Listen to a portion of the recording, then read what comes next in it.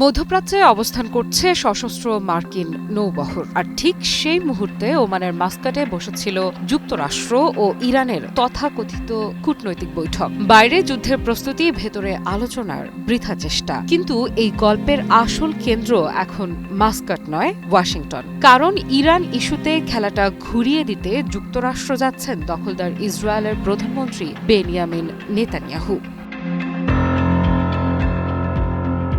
এই সফর কোনো রুটিন কূটনৈতিক সফর নয়, এটা একটি যুদ্ধের এজেন্ডা নিয়ে যাওয়া সফর। ওমানে যুক্তরাষ্ট্র ও ইরানের আলোচনার ঠিক একদিন পরই নেতানিয়াহুর ওয়াশিংটন যাত্রার ঘোষণা। এই টাইমিংটাই সব বলে দিচ্ছে। যুক্তরাষ্ট্র বলছে তারা উত্তেজনা কমাতে চায়, কিন্তু একই সঙ্গে পারস্য উপসাগরে জড়ো করছে মার্কিন রণতরী ইউএসএস আব্রাহাম লিঙ্কনের মতো এয়ারক্রাফট ক্যারিয়ার। এটাই কি শান্তির ভাষা?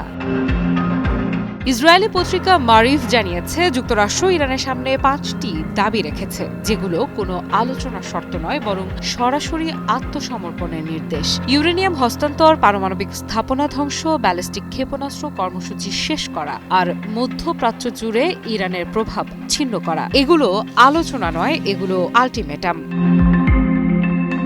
এবং এই আল্টিমেটামের পেছনে যিনি সবচেয়ে বেশি চাপ দিচ্ছেন, তিনি বেনিয়ামিন নেতানিয়াহু।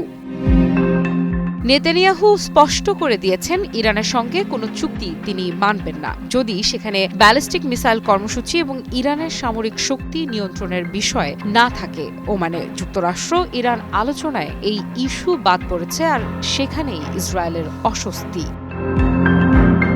এই কারণেই নেতানিয়াহু যাচ্ছেন ওয়াশিংটন। উদ্দেশ্য একটাই, ট্রাম্পকে কঠোর পথে ফেরানো।